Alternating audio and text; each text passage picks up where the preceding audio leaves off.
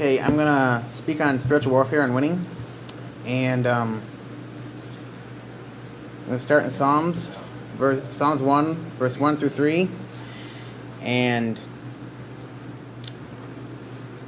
it's important that when you're in spiritual warfare to focus on the Lord and on His Word. And this is Psalms 1 through 3.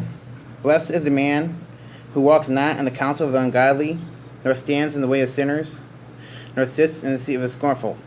But his delight is in the law of the Lord, and in his law does he meditate day and night. His law is his word. Keep your mind focused on him and in his word. And he shall be like a tree planted by the rivers of water, that brings forth his fruit in his season. His leaf also shall not wither, and whatsoever he does shall prosper. Just trust the Lord. No matter what you're going through, trust him and focus on him. No matter how bad the warfare gets, stick with the Lord. You will prosper. You will win. This is 2 Corinthians 10, 3 through 6.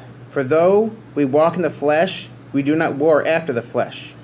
For the weapons of our warfare are not carnal, but mighty through God to the pulling down of strongholds, casting down imaginations and every high thing that exalts itself against the knowledge of God, and bringing into captivity every thought to the obedience of Christ, and having in readiness to revenge our disobedience when your obedience is fulfilled. So if you have a thought that is bugging you and tormenting you, trying to get you to worry, fear, or whatever, cast it down. It says so here in some of the scriptures I just read from 2 Corinthians 10, 3 through 6. Cast it down immediately. Tell it to go in the name of Jesus, and it has to leave.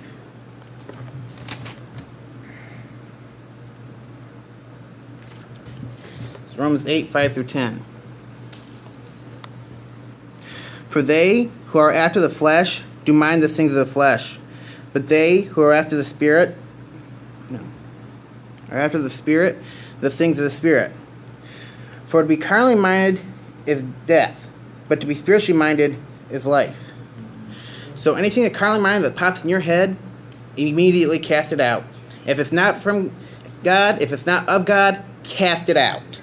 Because if you don't, the spiritual warfare will continue to go on, and it's like giving it grounds to continue. So just cast it out.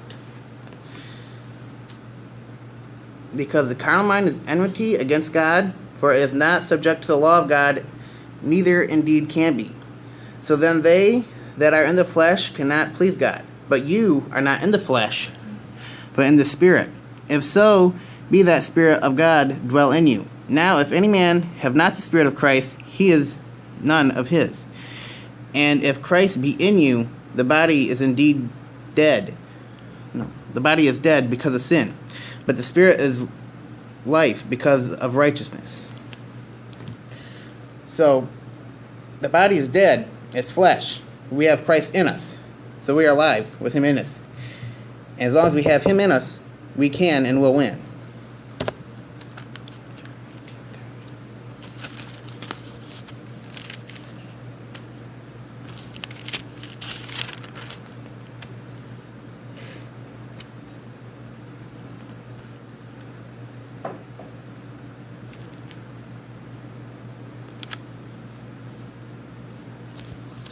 John 19:30. It says, When Jesus therefore had received the vinegar, he said, It is finished, and bowed his head and gave up the ghost. When he said it is finished, it is all done. He defeated everything. Sin, death, all of it. It's all canceled out. He already defeated it. Just trust in him.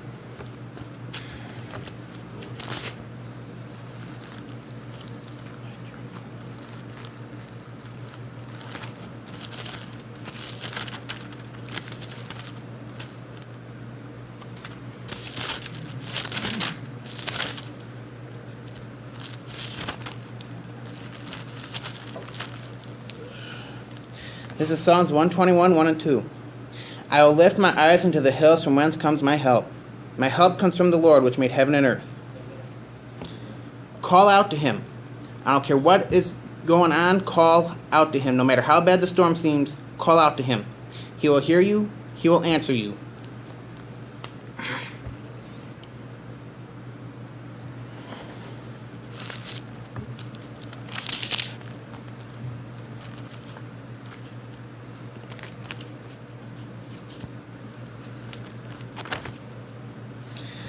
Isaiah 55:11. So shall my word be that goes forth out of my mouth. It shall not return unto me void, but it shall accomplish that which I please, and it shall prosper in the thing whereto I sent it. When stuff is warring against you, command it to leave. It says here, like I just read, Isaiah 55:11. So shall my word be that goes forth out of my mouth. It shall not return to me void, but it shall accomplish that which I please, and it shall prosper in the thing where I sent it. Command it to leave, and it will leave. It has to. Command it to leave in the name of Jesus. It has to leave. It has to obey it when you use the name of Jesus.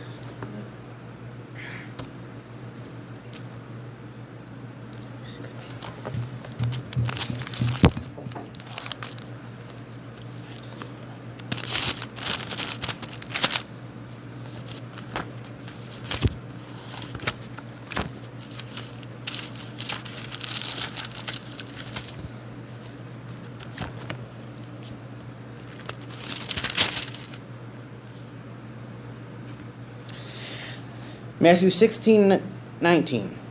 And I will give unto you the keys of the kingdom of heaven, and whatsoever you shall bind on earth shall be bound in heaven, and whatsoever you shall loose on earth shall be loosed in heaven.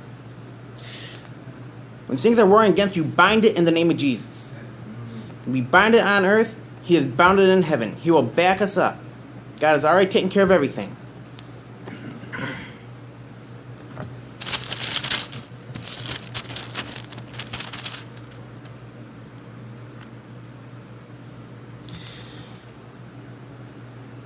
Matthew 18:18. Verily I say unto you, whatsoever shall bind on earth shall be bound in heaven, and whatsoever you shall loose on earth shall be loosed in heaven. There it is again. We bind it on earth, he's bounded in heaven. He is backing us.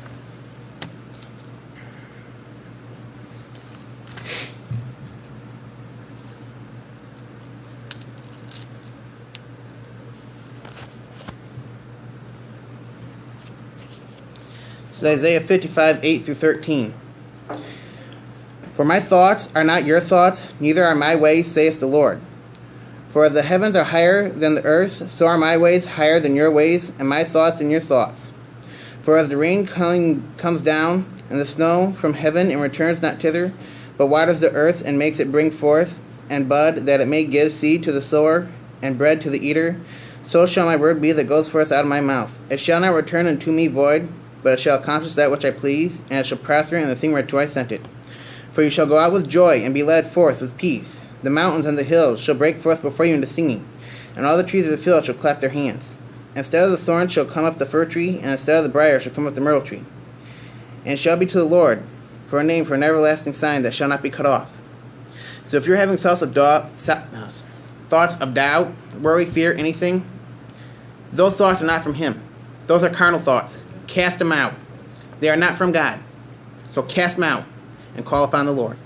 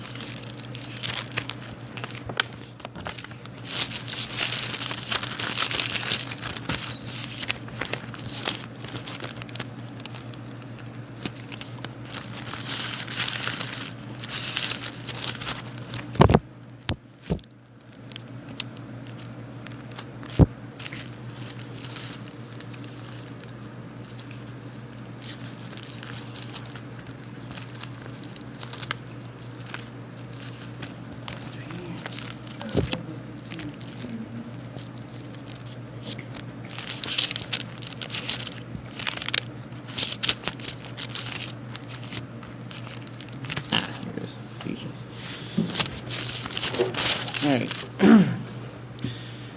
Ephesians 4. Wait a minute.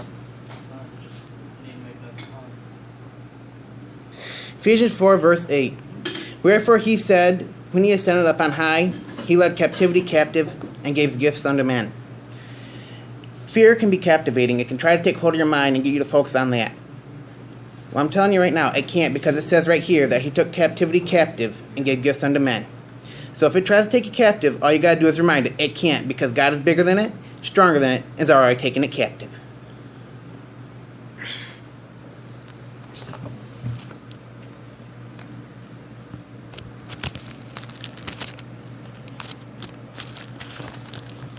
how you talk to it? Hmm? Is that how you talk to it too, with a little bit of attitude? Yeah. I don't. Yeah, you quit, you can't. I don't give it any respect. It's That's done. right, that's good. Shoot fly, don't bother. Yeah. It got no right to be there. It's gone. It can't stay. Go away, that's it. Man. What, hot? Hot? 1 John 4:18. There is no fear in love, but perfect love casts out fear, because fear has torment. Right there it says fear has torment, and it don't belong. Fear is not of God. Right. So like I said, he's already taken it captive, command be gone. He, that's right. The enemy of fear is love. He who fears is not made perfect in love. So just cast it out.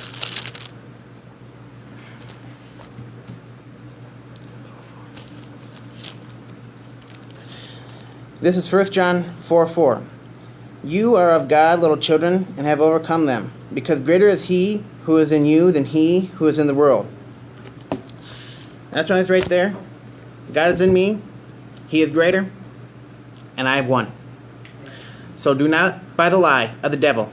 No matter what it is, no matter what he's trying to tempt you with, no matter how he's trying to drag you down, don't buy the lie, because greater is he who is in me than he who is in the world. God has already taken care of it all. Amen. I guess that's all I got.